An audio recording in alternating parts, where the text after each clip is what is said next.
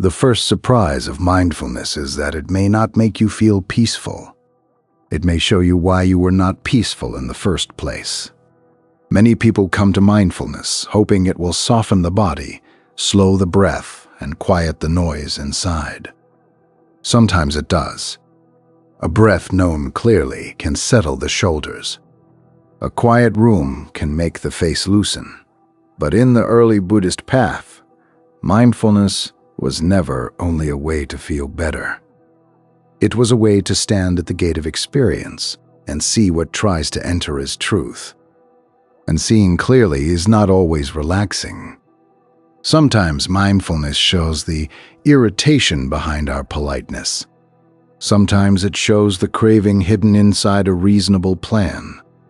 Sometimes it shows that the peace we wanted was not freedom, but a wish to stop being disturbed. It stands before feeling turns into story, before story turns into clinging, before clinging becomes speech, silence, action, or identity. That is why mindfulness can feel uncomfortable at first. It does not only ask, "How can I calm down?"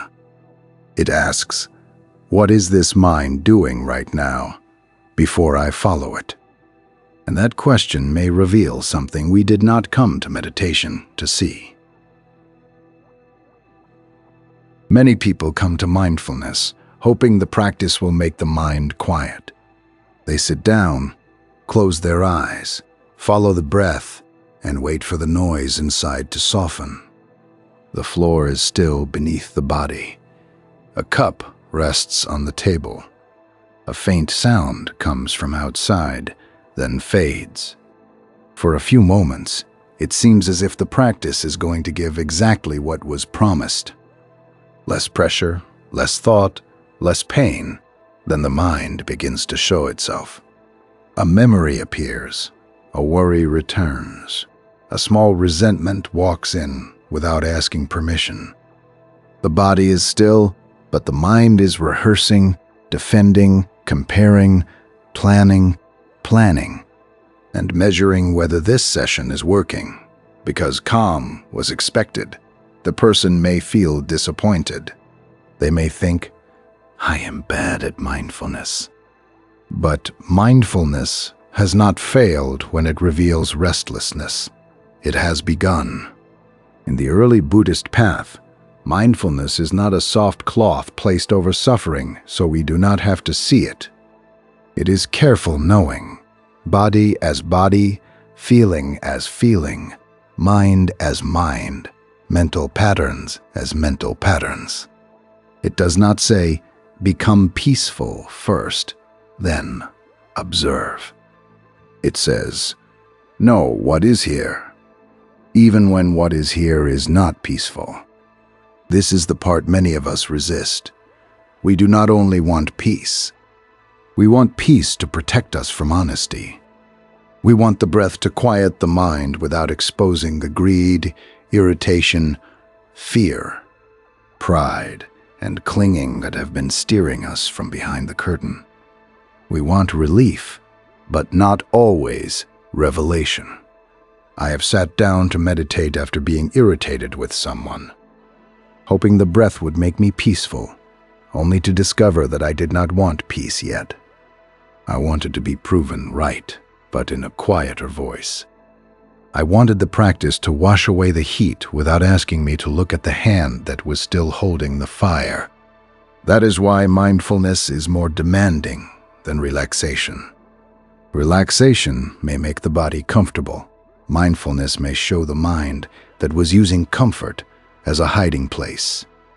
It may reveal how quickly we reach for praise, how strongly we resist blame, how easily we turn silence into judgment, and how often we call avoidance peace because it sounds wiser than fear. A room does not become messy because the door is opened. The open door only shows what was already waiting inside. In the same way, mindfulness does not create the restlessness, craving, or anger. It reveals the movements that were already shaping our words, choices, and suffering. This is not bad news. It is the beginning of practice. If mindfulness were only relaxation, then the goal would be to feel pleasant. But in the Buddha's path, the deeper work is to see clearly enough that clinging can loosen. Wrong speech can be restrained, and unwholesome states can be known before they take over the whole body. The cushion is not a place to disappear from life. It is the first gate where the mind stops disappearing from itself. And once the mind stops hiding, the practice begins to show something even more subtle. Calm itself can become another mask. A calm face does not always mean a free mind. Someone may speak gently and still be clinging. Someone may smile and still be angry. Someone may smile and still be angry. Someone may sit every morning, follow the breath, and still spend the rest of the day protecting an image of themselves. The room may be quiet. The tea may be warm. The voice may stay soft. But underneath, the hand of the mind may still be closed around wanting. This is why mindfulness cannot be measured only by how peaceful a person looks. In ordinary life, we often confuse control with peace. We think we are mindful because we do not raise our voice, because we remain polite, because we can breathe through discomfort without making a scene. But sometimes the outer calm is not wisdom. Sometimes it is fear, wearing clean clothes. The mind can relax the body while still feeding clinging. It can say, "I am letting go," while secretly waiting for someone to admit they were wrong. It can say, "I accept this," while pushing grief into a locked corner of the chest. It can say, "I am above this," when it is actually afraid to feel the wound directly. It can sit still like a bowl on a table while the water inside keeps shaking. The early Buddhist teachings point us toward craving and clinging because these movements do not need to be loud to be powerful. A pleasant feeling appears, and the mind wants it to stay. An unpleasant feeling appears, and the mind wants it gone. A neutral moment appears, and the mind becomes restless, looking for something to fill the empty space. All of this can happen beneath a very composed surface. Mindfulness asks us to notice the grip, not just the posture. The quiet face is not the gate. The gate is the moment we notice what the quiet face is protecting. Not only the breath, not only the quiet, not only the pleasant stillness, after a few minutes of practice. It asks, what is the mind doing with this experience? Is it holding, pushing, performing, comparing, defending, waiting to be rewarded for being spiritual?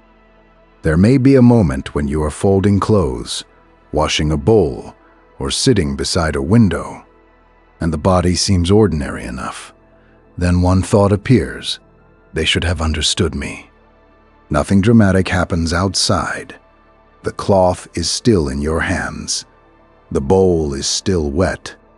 The light is still resting on the floor. But inside, the mind has entered a familiar room. It begins arranging evidence. It begins reheating old disappointment. It begins turning one unpleasant feeling into a claim. I deserve to be seen. That is where mindfulness matters. Not because the thought is evil, not because the feeling must be destroyed, but because the mind is being trained in that moment. If clinging is not seen, it becomes the background music of your life. It chooses the tone of your silence. It shapes the kindness that secretly waits for praise. It makes restraint look noble while the heart is still bargaining. I have confused quietness with freedom before. I have kept my mouth closed while the mind continued speaking inside for hours. No harsh word entered the room, but the heart was still building arguments in the dark. Mindfulness is not satisfied with the appearance of calm. It looks at the cause of suffering, while the cause is still small enough to be known. It notices the first tightening before the story becomes believable. It notices the lean toward pleasure, the resistance to pain, the hidden wish to become someone special through looking peaceful. This seeing may not feel relaxing. It may feel as if the image you had of yourself has been gently but firmly taken out of your hands. But that is the kindness of the practice. It does not let calm become another costume for clinging. It asks calm to become honest. And once calm becomes honest, mindfulness turns toward the narrow gate where suffering often begins, the feeling before the story takes control. Mindfulness becomes powerful when it reaches feeling before the mind writes a whole life around it. A sound reaches the ear, a face changes, a memory rises while water runs over your hands. A sentence lands harder than expected. For one brief moment, there is only feeling, pleasant, unpleasant, or neither. The body knows before the story speaks. The stomach tightens. The throat dries. The fingers stop moving around the bowl. Then the story arrives. They do not care.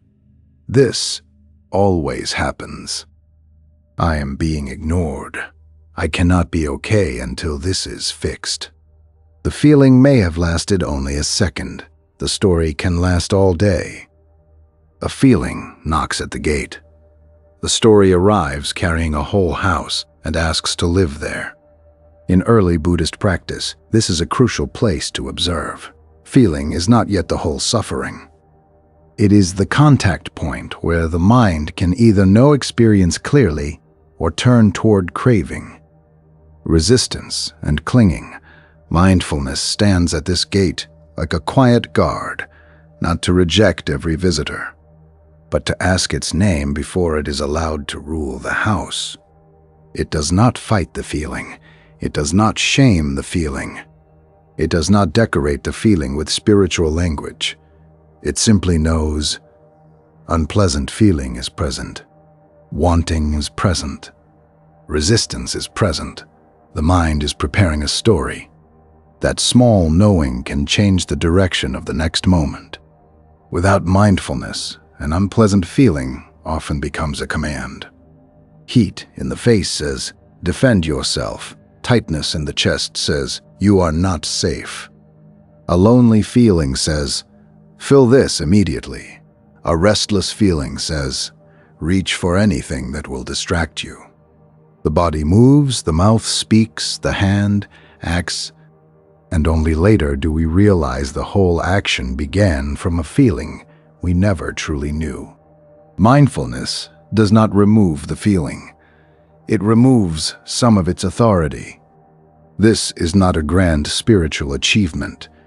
It may happen while you are rinsing rice, walking down a hallway, listening to someone explain something you do not want to hear, or standing still with one hand on a doorframe.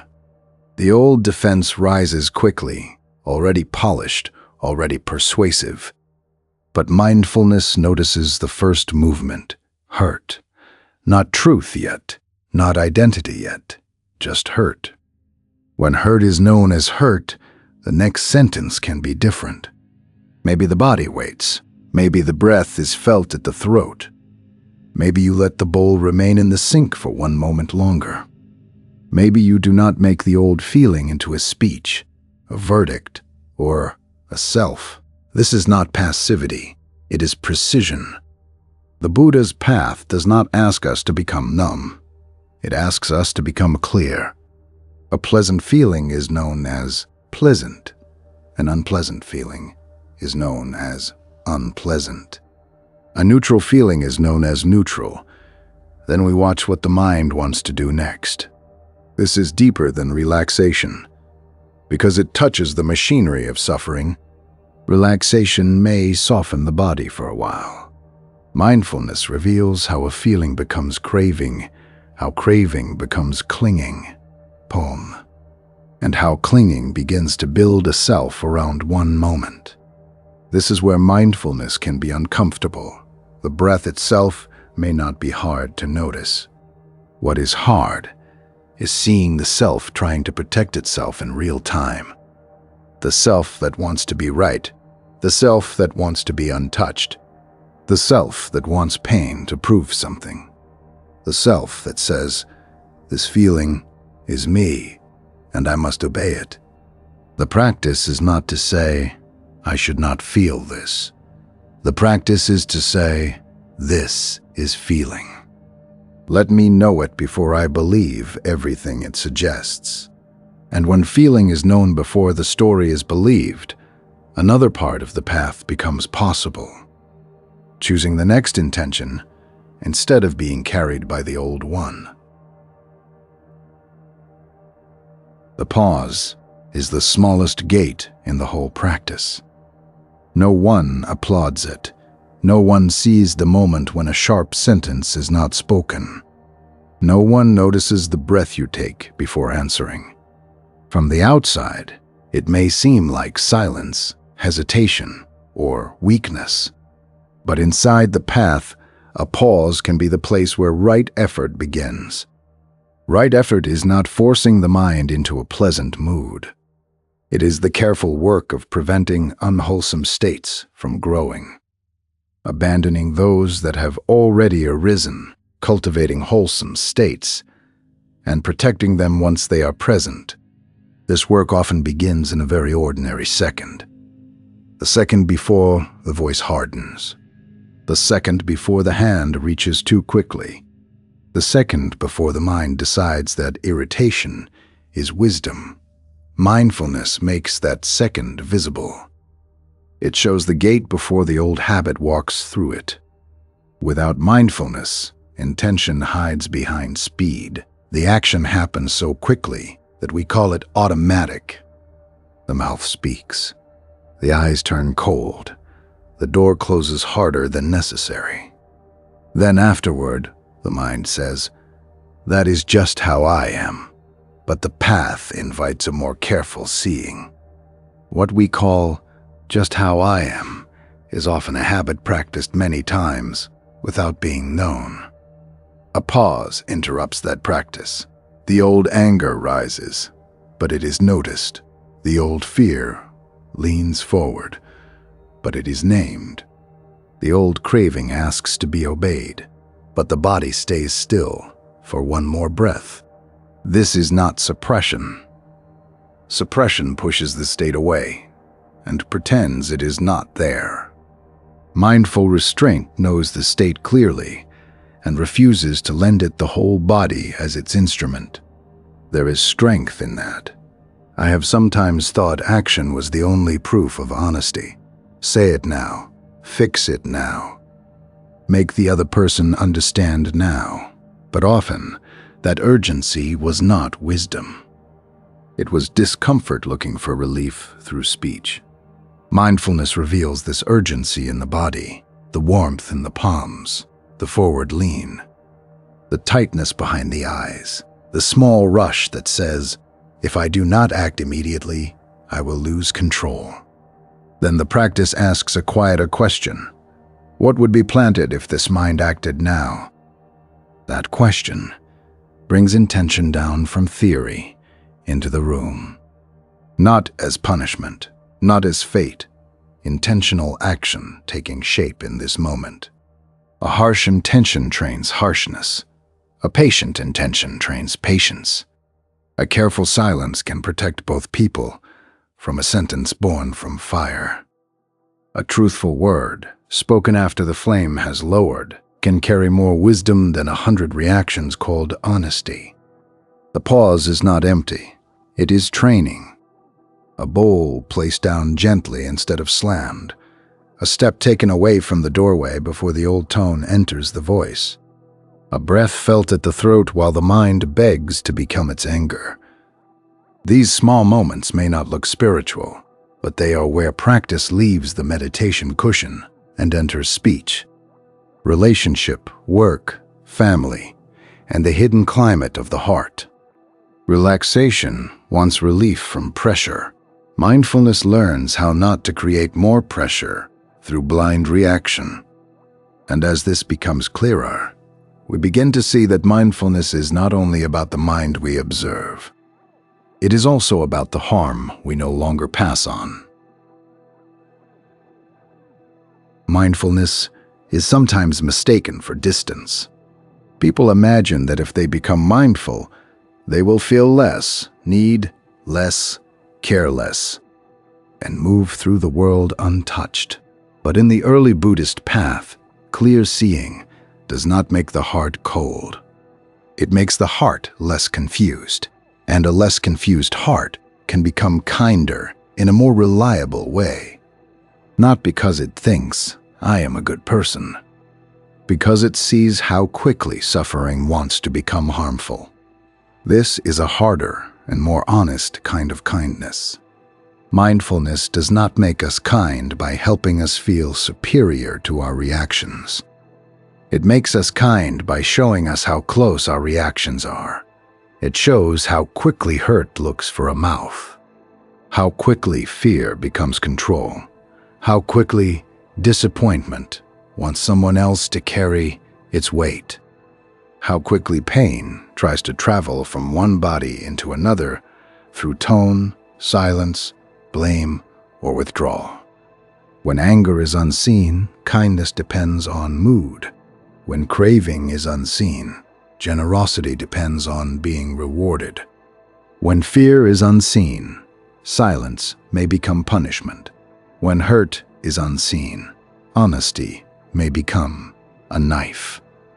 But when these states are known as they arise, the heart has a chance to respond without being completely ruled by them. That is not cold detachment. It is non-harming becoming possible.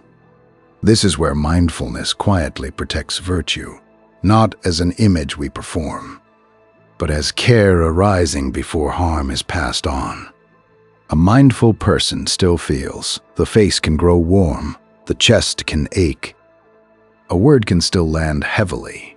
The difference is that feeling is no longer automatically promoted into command.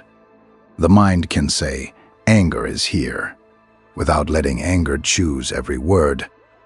It can say, "Fear is here," without making fear the architect of the whole day. It can say, "Wanting is here," without turning wanting into a master. This is how mindfulness becomes ethical. It begins as knowing, but it ripens as care. Because when you see how suffering forms in your own mind, you become less eager to spread it. You begin to recognize the exact moment when your pain wants to become another person's burden. You begin to notice when impatience is about to enter your hands, your face, your timing, your silence. You begin to feel the old habit rising, and instead of worshiping it as truth, you hold it in clear attention. I do not think this kind of kindness is sentimental. It is plain and demanding. It may look like listening without preparing a defense. It may look like admitting a selfish intention before it becomes action. It may look like saying less because the mind is not yet clean enough to speak well. It may look like apologizing without adding a long speech to protect your image. There is a quiet beauty in that kind of practice. Not the beauty of appearing spiritual, the beauty of causing less harm. A person moves through the day with more careful attention, not perfectly, not with glowing serenity. They still lose balance, they still forget, but more often they return. While cutting fruit, while closing a cupboard, while hearing a difficult tone in someone's voice, they notice the movement inside. They see the mind begin to tighten, and something wise places a hand gently on the knot before it becomes speech. This is deeper than relaxation. Relaxation can make a difficult day more bearable. Mindfulness can change how a difficult day is lived. It can reveal the roots of suffering, guide right effort, protect speech, soften clinging, and help the heart choose non-harming when the old habit wants to choose itself. The goal is not to become untouchable. It is to stop letting every disturbance borrow your mouth, your hands, your silence, and your name. The path is to become someone who can notice disturbance without immediately becoming its instrument. And when mindfulness is understood this way, even one ordinary breath can carry the direction of the path. Mindfulness may calm you, but do not ask it only to comfort you. Let it show you what the mind is doing before suffering becomes stronger. Let it reveal the craving behind urgency, the fear behind control, the hurt beneath a hard tone, the clinging hidden inside the wish to feel peaceful. The practice does not need a perfect room. It can begin while your hand rests on a cup, while water runs over your fingers, while you stand at a doorway and feel the old reaction gathering inside the body. Before you move, before you speak, before you call the reaction truth, stand at the gate for one breath. Notice what is present: heat, tightness, wanting, resistance, fear, the wish to defend, the wish to disappear, the wish to be seen as right. You do not have to hate any of it. You only have to know it before you follow it. This is not dramatic. A bowl remaining gently in the sink, a foot staying still before the body storms forward, a mouth waiting until the mind is less hungry to wound, a breath known clearly while the old habit asks to lead. Write this in the comments: I will stand at the gate before I follow the mind. Then make that sentence real once today, not by becoming perfectly calm, but by becoming honest for one breath longer than usual. Stand there before the old habit takes the key. One breath at the gate may not make life softer, but it may keep the mind from building a whole self around one feeling.